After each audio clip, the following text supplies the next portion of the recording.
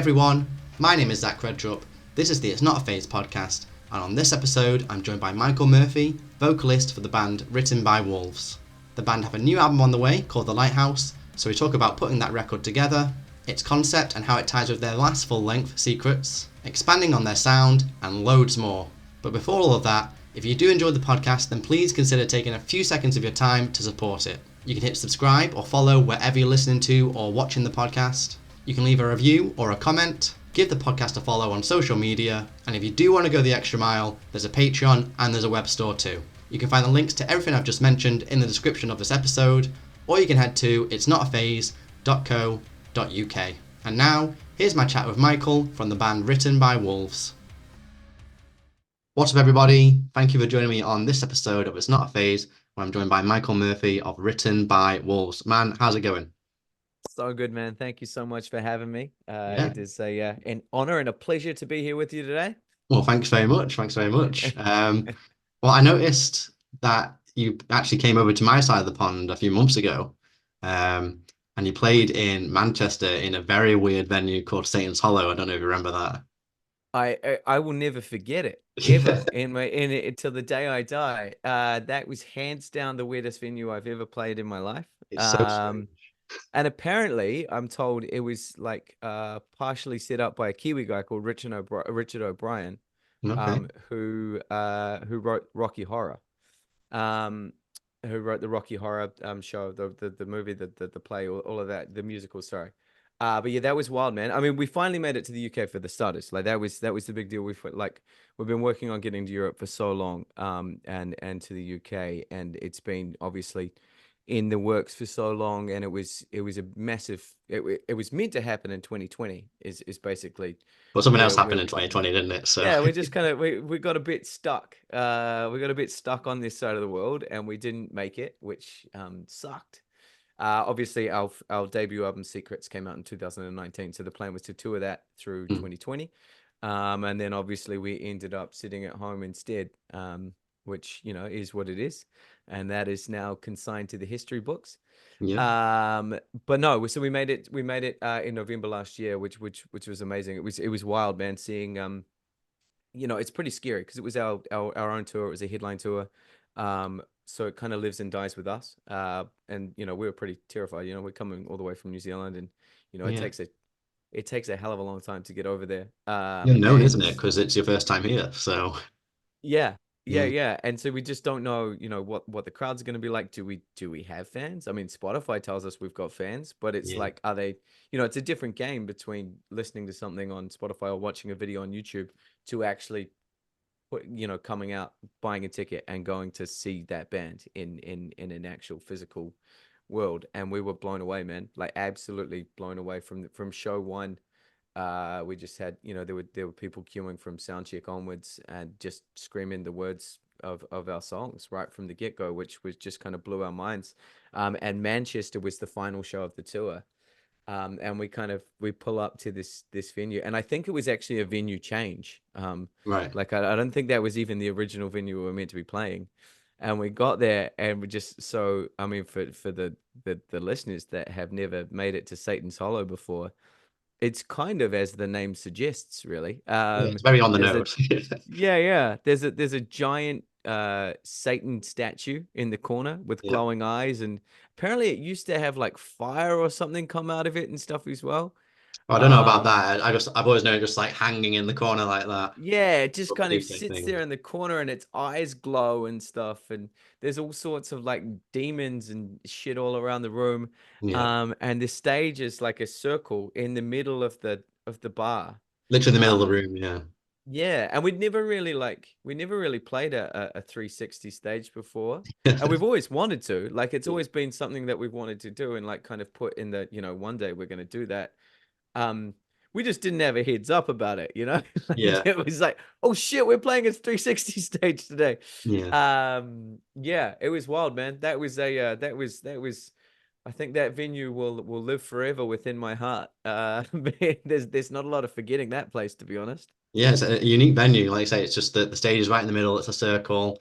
Like, you've got the pillars around it, which are basically like dripping red, and then you've got like these weird faces in the pillars and stuff like that. It's just such a weird venue. So every time like a band comes from outside the UK and goes to that venue for the first time, it's always a reaction just like that.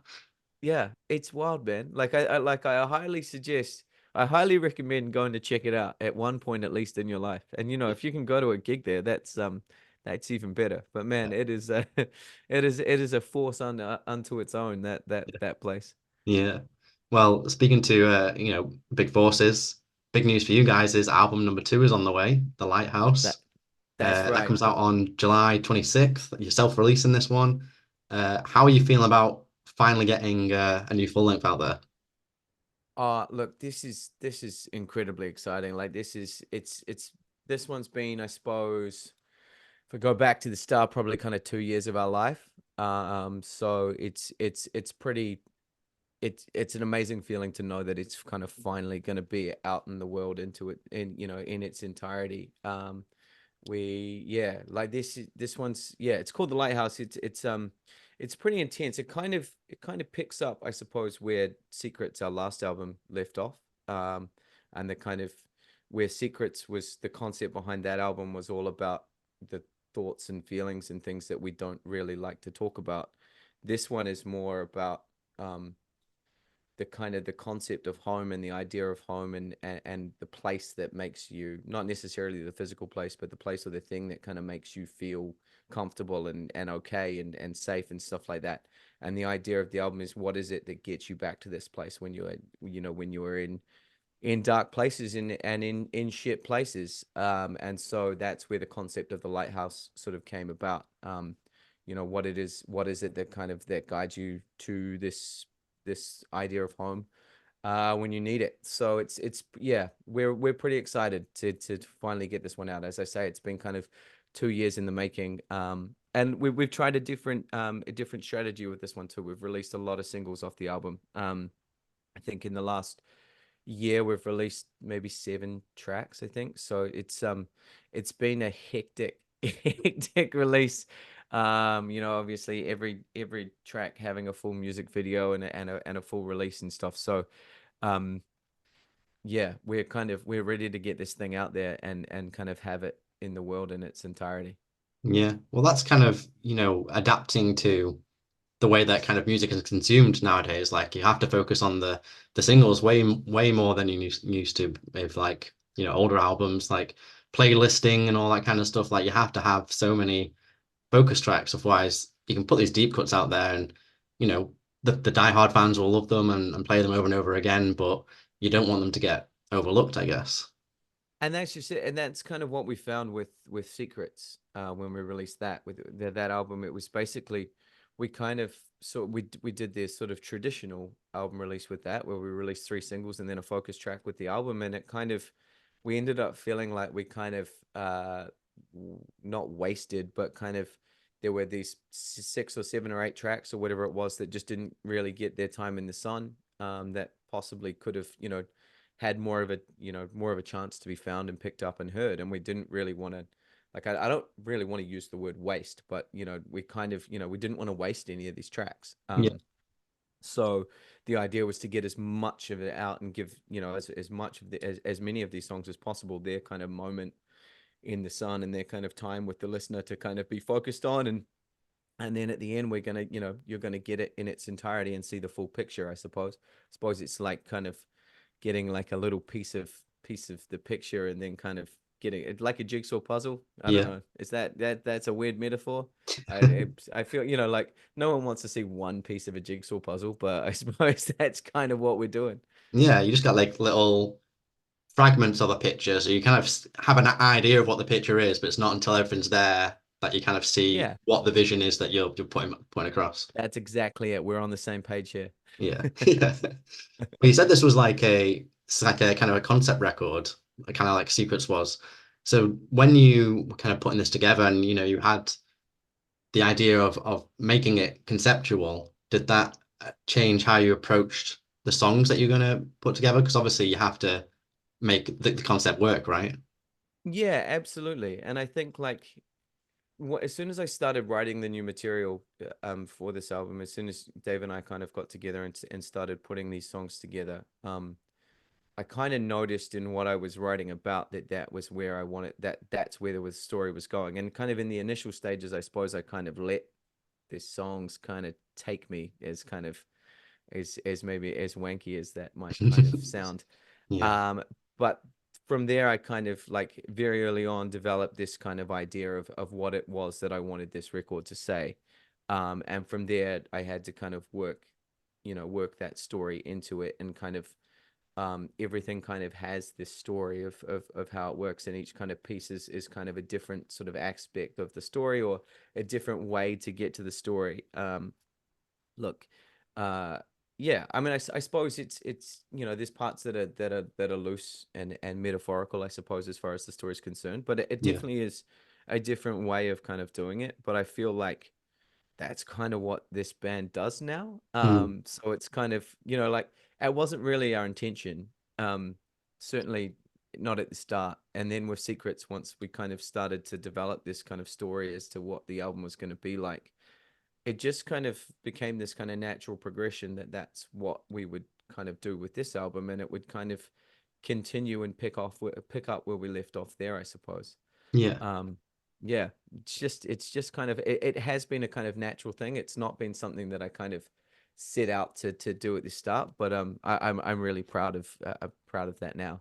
Yeah. I guess it's more like a common thread kind of loose concept, is it? It's not like you're doing these major storyboards with all these characters. It's not like a Coheed and Cambria album or something like that. Like, Yeah, yeah, it's yeah, it's yeah. like it's a common thread that goes through the record. That's exactly it. It's kind of not like I've got a board on my wall and going, all right, now I've got this scene that I need to write a song for. Yeah. Which, one day we might try and do, and really, take it to the next level, and Yeah. sort of see if we've got the chops for it, I suppose. Yeah. Prove it to ourselves, really. Yeah, yeah, that's something you put on the bucket list, I guess, just Oh a yeah. bit further down the Yeah. line, yeah. Yeah, yeah. Something to drive me absolutely mental. Yeah, yeah. If you hate yourself enough, you can give it a go, yeah. Yeah, yeah, yeah. Yeah. Yeah.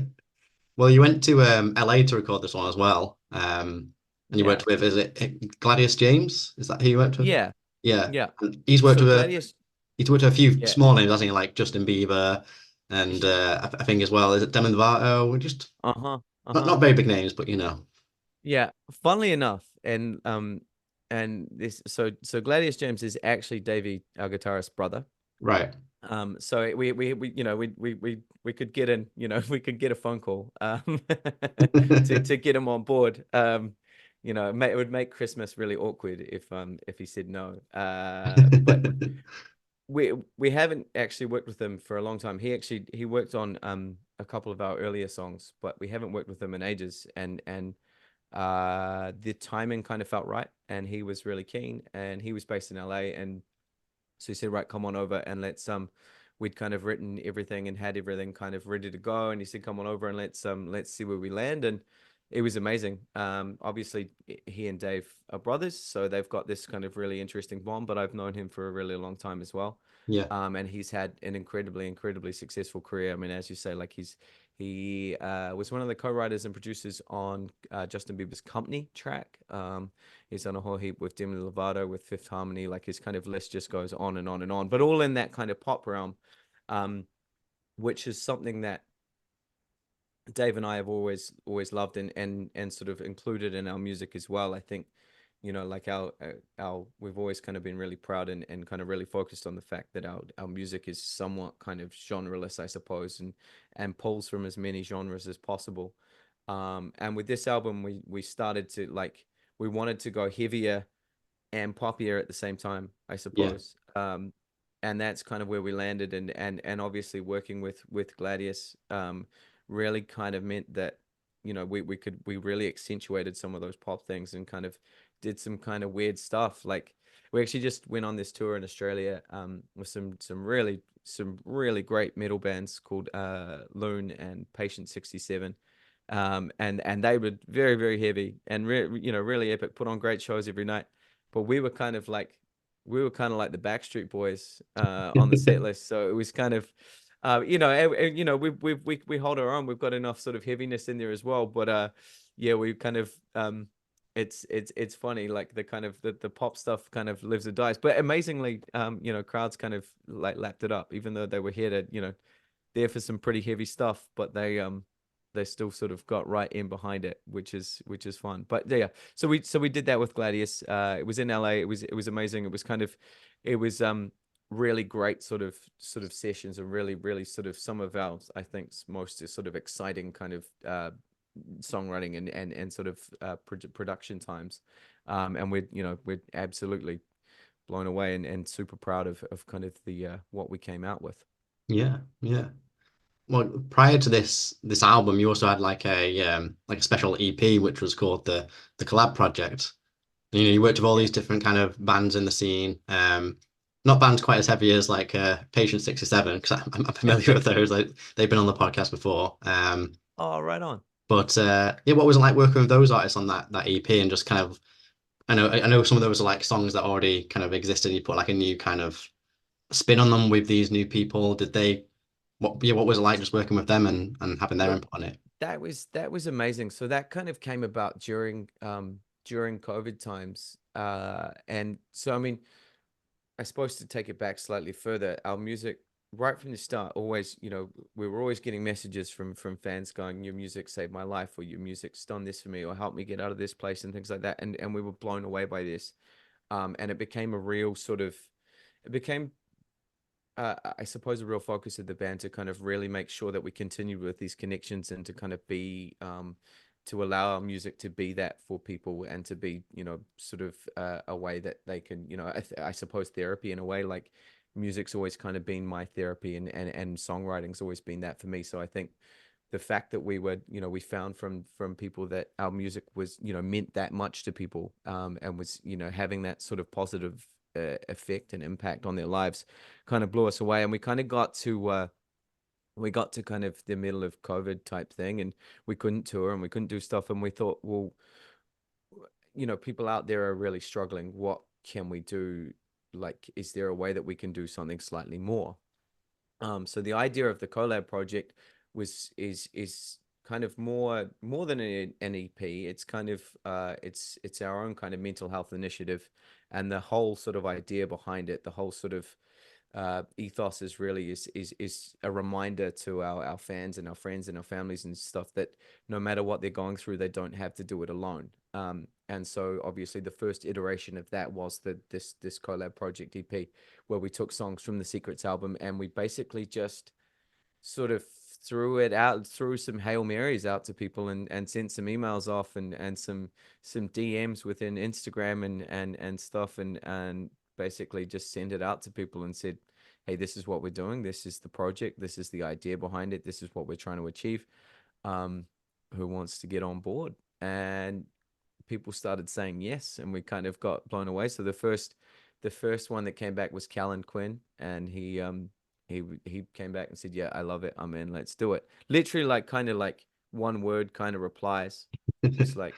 And we had the track in mind. We had "Help Me Through the Night" in mind for him, and Yeah. we'd send it to him, and he said, "Yeah, I love the song. Let's do it. Let's do it." Like one word replies, and then he was like, "Oh, I'll do it like next week," and then something must have happened, and literally he'd sent us the track back by like that night. Like Oh that wow. happened in like a day type thing. Um, and it was epic. And then the next was Sonny, Sonny Sandoval from POD, and he kind of once again, like his manager came back straight away going, "Sonny thinks the track's amazing, and he wants in, like he loves the message," so he jumped on board and agreed to be in the video, and so that was a pretty crazy time as well, because he did the track really quick, and that was fine, and that was super easy, but we really wanted him in the music video. And so it was during COVID times, right? You got to remember, we're in Auckland, in New Zealand. The directors and the production company doing the video were in Melbourne, and he was in the States. So the States had opened up again. They weren't in lockdown, so he was going on tour, and we were trying to get it done, trying to get the video shot before he went on tour, because we thought that would be easiest. Yeah. And his manager came back and said, "Nah, he wants to do it on tour. This is his schedule." And Oh so God. so myself and the producer in Melbourne were just sitting there going through the schedule, going, "All right, well, which day does he think is easiest?" And they're like, "Oh, maybe this one or this one or this one." So we started working on production companies in the States that he Right. could like get from where he was on tour, go and shoot his parts real quick, and then go back and do the show. Um, and so that was like some sort of scheduling nightmare, but we ended up getting it over the line, and it was, it was amazing. The team in Melbourne uh are incredible. We work with them all the time. They actually just shot our Goddess video and our Altar video, and they are working on something pretty exciting at the moment, that you'll Wink, all see wink. soon. Wink. They're legends and we love them. It's visible in Melbourne and they're amazing. But so that particular video, it was almost like it was cursed. So we had to work on trying to get Sunny in it for like, that was like this ongoing, like bang our head against wall kind of like month basically, where I was having calls with Australia and calls with America and just trying to fit this thing in. Yeah. And then they were in Melbourne. They were all lined up to shoot. But Melbourne was in lockdown for a very, very long time.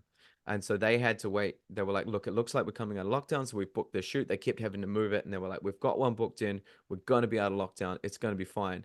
And then they didn't come out of lockdown. They stayed in lockdown. So they Oh, couldn't Christ. they couldn't shoot all the storyline stuff. And we had this release date that we had to stick to, because it was locked in for various reasons. And so they ended up having to move the storyline. We'd already shot our parts in Auckland because we were open enough to be able to do that. Yeah. And then they ended up shooting, like moving their entire shoot, recasting the entire thing, pulling in a whole nother production company in Queensland, which is another state in Australia, that wasn't in lockdown. So they had a whole nother, and then he directed it via Zoom. So he had to an entirely new cast, an entirely new production crew, all in Queensland, because and he sat on Zoom going, yep, now, and I want this guy to do this, and I want that. Now you're in the bath, do this, like just wild stuff. And I'm pretty sure that video I did in, we all did all-nighters on the night before it was meant to release, and I sat up waiting for them as they finished the final edit, got me to sign it off, then they sent me the final, I uploaded it to our YouTube channel. It was meant to, and it came out at like 10 o'clock that morning type thing. Like we made the deadline, but Oh, wow. literally by half an hour type thing. Like it was wild. And it went on for like months, but it was just, that's how hard it was to get it done. But we got there. What a nightmare. What a Yeah. nightmare. Yeah, but it's given me a good story. There we go. Yeah, that's true. Yeah. Yeah. And, just kind of going to the start of what you were saying there, like, that must be the fact that you've got fans out there that are saying to you, like, your music has saved me or, helped me through these difficult moments. Like, that's got to be like one of the biggest compliments you can get as an artist because your music has transcended in ways that you could never have predicted. Yeah, absolutely. Like it was, I kind of can't even begin to explain like kind of how it makes you feel. Like I didn't start right we didn't start this band to do that. I didn't start writing music to do that. Yeah. And it's just amazing that it's kind of done that, and it's connected with people in such a way that they really, that they feel like it's managed to help them out of a situation, and they thought when they thought that it was kind of um worth kind of that it was worthless. So yeah, I really, it blows my mind every day. And sometimes when things, when we're an independent band, so we're doing all of this ourselves, and it's intense, and sometimes you're just like, okay, I think it's time to, this is too much, it's too hard. Yeah. And then you kind of remember these things, and you remember the what people are saying, and the effect that it's having, and it kind of gives you that kind of kick that you need to kind of just keep going and getting it done, and sort of like, I suppose, is a really good reminder as to why we love it and why we do it. And whilst it may not have been the kind of the reason that we started, it's certainly become a pretty massive reason as to why we sort of keep going. Yeah, it's like a positive kind of byproduct that you never considered or factored into even starting the band. And Yeah, I think you kind of mentioned it before, like music helped you in that way when you were younger, and yeah, now it must yeah, be crazy to think that you are now that kind of band and that kind of person to someone, somewhere yeah. else in the world now. Yeah, Yeah, it's amazing, right? And I think, there's a whole generation of kids growing up right now listening to music that it'll be doing that for them, that'll carry on and do that. for years and years to come. So it's pretty amazing. And I think, you know, you only have to look at the state of the world at the moment, and you know, it's pretty easy to be pretty dismayed with kind of where things are at, and just globally. But I think, you know, there's, you know, those are sort of really nice sort of things that kind of remind you that there is still sort of good in the world, and there's still, you know, there are still some amazing things happening. Which is, you know, sometimes we need those reminders, especially at the moment. Yeah, 100%, man. 100%. Yeah. Well, speaking about the new album again, you know, you touch a lot of ground on this album, both lyrically and musically. Like I know Please Just Breathe is obviously a very personal song for you. Yeah. And then you've got a song like Give 'Em Hell, which you've got this kind of like crazy breakdown towards the end, which might be like one of the heaviest songs you guys have done so far. You might give a Patient C7 a run for their money on their shows Ah, and stuff like that. we, you know, just for a short moment. Yeah, just for a moment. What was the kind of vision when you started making the album in terms of that kind of scope of what you can kind of bring to the table? That's kind of always been what we've loved about this band, is that there's no rules and there's no limits. Like if we can kind of, if we want to do it, if we want to try it, we can.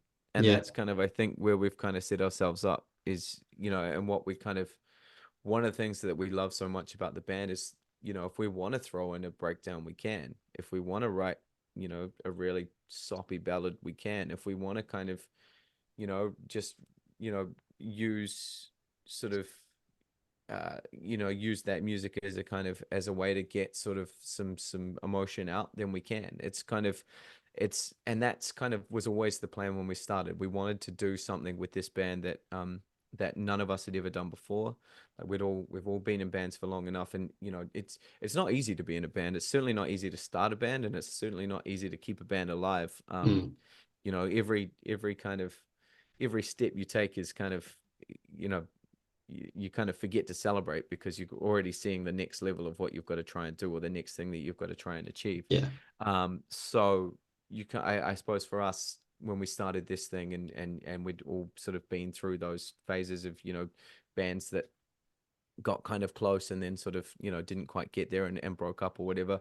um this was a, you know, we needed to make sure that we had something that was going to really sort of keep us excited by what we were doing. And I think that idea of just having no limits on kind of what we write and how we write, and what we're writing, and being able to just take as many sort of, take from every genre that we wanted to, and kind of slam it into a tune or an album, is kind of what excites us. And I think the idea of being able to do this kind of, you know, getting to a point of releasing another album, that's what's really exciting, is you can go, okay, right, we've got this, you know, we've got the scope here to write as many sort of different weird things as we possibly can, and let's get in some really heavy moments, and let's get in some really pretty moments, and let's sort of make sure there's all sorts of weird and wonderful things happening in between. yeah. But that's the thing, like across these two albums, like there's a consistency, right? Because you're trying all these things, but there's always like this is written by wolves. It's like this, for lack of a better word, like it's like modern rock, but it's like this larger than life kind of sounds, and like you say, you're just pulling from all these different areas into that kind of template. Are there any sounds and influences that you've kind of wanted to dabble in, but you've not kind of taken that risk, or there's not been that opportunity, or that moment's just not come up in a song where you would, I don't know, throw in some new metal influences or rap influences or jazz, or I don't know. Look, there's definitely, I think that's the beauty of it, right? There's still scope for us to keep doing stuff. Like we certainly don't feel like we're at a point where we've kind of tried all our ideas, which is quite exciting. Uh, Look, there's a lot, and I think, you know, there's some bands out there doing some crazy stuff, which is super exciting. Like you've only got to look at the new Bring Me album to kind of see the kind of like, the kind of, I suppose, pop punk elements and things like that that we haven't kind of like dabbled in yet, which we've always, you know, we grew up on pop punk, we love Yeah, that stuff, and we haven't kind of gone that way yet. You know, you look at that new Falling in Reverse track where they've dropped some country. You know, like there's some real sort of there's still scope for us to keep doing, to getting weirder, I suppose, which is exciting because, you know, I suppose the moment we feel like we've kind of done everything we wanted to do, then it kind of, it gets hard to sort of keep going, right? yeah, But I think we sort of like like we're already excited about the next stuff, which is I suppose I suppose it's part of being human, I guess. But I suppose it's a slight sort of sad reality of the music industry, in which, like, we're about to release an album, but we're already thinking about the next one, which is it is exciting, I suppose, as well, that there's a lot going on, and a lot to keep us kind of interested in writing and music. And I think, yeah, there's definitely areas that we haven't touched on yet that we're gonna probably look to delve into. And there's some things that that we've written that didn't make the album, that Right. kind of maybe that got not necessarily too weird, but we kind of didn't quite feel like the vibe was there on this one, that we might revisit again, in the near future. Like, our rules kind of always been in the studio, like, if it doesn't really make us uncomfortable, it's probably not quite there yet. Like, if we don't feel like we've gone too far, then we probably haven't quite got to the point where we're happy with it. Which is, I suppose, also a little bit of a weird sort of way to be. Don't do something unless it makes you feel weird. But yeah, so there's yeah, I mean, I suppose look out for where we go next, because we don't know where it is yet, but we'll keep pushing to try and get as weird as we can, I suppose. Yeah, that's the good thing, isn't it? Like, if you just keep your minds open to what written by wolves could be, you've not kind of set in stone like this is it. There's no like Yeah. budge room here. Like, you can Yeah. kind of go pretty much wherever you want in terms of what you've started doing already. That's absolutely it. And I feel we're lucky enough that, even no matter sort of where we go, I feel like the listener generally, if they hear it, knows it's us still. Which is which is something that I'm really proud of as well. But yeah, that's basically it. There's no parameters, there's no rules. We can kind of go as far as we want to go. So we'll see where that ends up, I suppose. Yeah, yeah. Well, we talked about briefly that, the debut album Secrets came out in 2019, and there was so much like hype building for you guys, and ready to do this full album cycle, and then obviously we know what happened in 2020. Hmm. Put that all to a halt for everyone in the music business. So now, with this obviously new album coming out, and you can actually do an album cycle this time, do you feel like you're going back and completing unfinished business in a way? Yeah, I mean, absolutely. Like, it kind of, yeah. I suppose it also. I mean, I suppose that there's kind of, I suppose, positives that come out of any of that. It gave us, I suppose, that gave us time to kind of, I mean, we ended up doing the Collab Project, which Yeah. is something that possibly we may not have come up with without it. But it also gave us time to kind of plan and kind of, put even more more things in place for us to build from. Um, so, it's meant that we've now got great teams in Europe and the UK. We've got people on the ground in Australia now, and we've got lots of things going on in the US as well. So it's almost like we kind of got to get even more sort of ducks in a row, I suppose, ready to kind of sort of build from when we got to this point. So, look, there's lots going on, and I feel like, yeah, it is slightly vindicating to know that we are actually finally doing these things that we kind of felt like we missed out on in 2020 and beyond. But like, it's all happening now, and we can only be excited and move on and keep doing what we're doing. Yeah, yeah. And one of those things you're doing is a album release show in August, at the start of August. So that'll be exciting. Yeah, we're excited about this one. This one's gonna be wild. And look, I mean, I feel like I feel really sorry and bad for the rest of the world, because we want to be able to celebrate this album with everyone. Obviously, this one's in our hometown in Auckland, in New Zealand. But it's the biggest sort of, it's a co-headliner with our very, very good friends Capitol Theatre, who are doing amazing things in the States as well right now. But this is kind of the biggest undertaking that either of the bands have sort of done show wise yet. So it's going to be a big deal. It's pretty terrifying because we've got to sell a lot of tickets. But we're very, very excited about it, and we're very positive about it. But no, we kind of, because of the scope of it, and because it is a larger scale than what we've played before headline wise, we get to do some pretty amazing things. So we're gonna pull out all the stops for this one. we always try and sort of, when we play headline shows, to kind of make things different and slightly crazier than they were before. But this time we're gonna get to do some stuff live that we've never done before, that I think is gonna be pretty wild. And so, for those of you on the other side of the world, we'll make sure there's plenty of footage that you get to kind of see and hopefully experience, almost to the same extent as what those in the crowd will get to experience. Yeah, you've got to document it, especially like just for you guys to look back on as well, like to see what you Yeah. did. Yeah. Yeah, that's just it. I think I mean, look, we live in a world where if you don't film it, did it happen? Exactly. Yeah. So yeah, we have to do that. But I suppose, yeah, also like it's nice to have that kind of those memories of what you did. And I mean, I suppose this band's been going for long enough now that it kind of gets to a point where it's almost hard to remember some of the stuff that you did. Yeah. And yeah, I've kind of been talking to my kids about some of this stuff. I have two boys, and I've been talking to some of the stuff we did. And sometimes I kind of forget, which makes me sound like a real old man, which I just realized what I'm doing right now. Um, every now and again when I'm talking, I feel like I'm turning into my dad, which I'm not just yet. I swear. But you kind of reminded of some of the things that you have done, and it's pretty. Every time I go to write a bio, I'm like, okay, oh no, we did that. That's pretty cool. So yeah, no, we've been very lucky to do a lot of this stuff, and we do have some pretty amazing sort of memories recorded in on video. So we'll make sure that there's some pretty amazing footage from this one, and that we get to share that with the rest of the world who, unless you're jumping on a really long plane ride, probably won't get to make it along to this one. Yeah.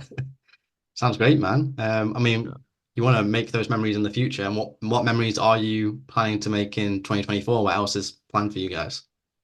Look, we need to get back to you guys. We need to get back to you guys as soon as we possibly can. We're working on it at the moment. There's kind of that is our return to the UK and Europe is on the cards. It's just a matter, it's just timing at this point, which is not always easy logistically coming from the other side of the world. But I do promise you, we are working on it, and it is coming and it is happening. We went to Australia for the first time just a few weeks ago, so we're currently working on a return to that beautiful territory. And of course, also we're still working really, really hard on getting to the States for the first time. So there's a lot in the works, and there's, as I say, we're already working on the next album too. So there's plenty to come.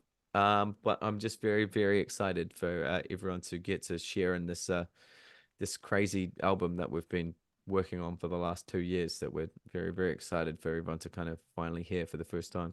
Yeah, just enjoy it, celebrate it, and enjoy the present before you go on this whirlwind of everything that's going to follow from it. Yeah, that's something that we talk about a lot at the moment, because we don't really often get a chance to kind of really celebrate these things. Yeah. As I say, we're always kind of moving on to the next thing. And in music, like generally if I release a music video, I'm already scheduling the shoot for the next music video, Yeah. because you've got to stay within timelines, otherwise, and scheduling's intense. So you kind of never get this moment to kind of really sit back and go, that was amazing. Let's cheers to that. So, that's very important that you've just reminded me. I'll put a note in my diary to remember to celebrate. Yeah, celebrate the now where you can, because Yeah. yeah, it'll be one of those memories you can't remember, and you'll start feeling like your dad. So That's it. I've got to be very careful there. yeah. Well, thank you very much, Michael. I really appreciate you sharing this time with me, speaking about the new album and what's to come in 2024. I'm sure lots of great things. Before I let you go and enjoy the rest of your day, any final words, anything you want to say or plug that we've not covered? Floor's yours.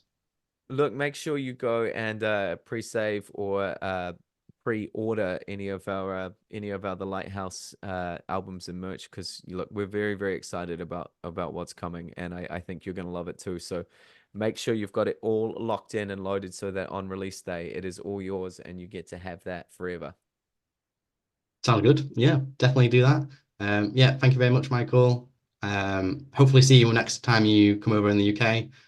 Right Preferably in on. a less weird venue than say in Solo. Yeah, well, we'll see what we can do there. Yeah. And yeah, thanks very much, dude. I'll let you Hey, go. man. Take Thank care of you so yourself. much for having me. Amazing. Thank you, man. We'll see you when we're back over there, all right? Yeah, definitely, man. See you later. Nice one. Cheers, man. Bye. And that's it. Thanks so much for tuning in to It's Not a Phase. If you enjoyed this episode, then don't forget to hit subscribe so you don't miss out on any future episodes. Leave a thumbs up if you're watching on YouTube. Follow the podcast on social media, and maybe even join the Patreon or grab some merch from the store. You can find everything that you need at itsnotaphase.co.uk. That's itsnotaphase.co.uk. Thanks again. Hopefully catch you on the next one. And remember, it's not a phase, it's a lifestyle.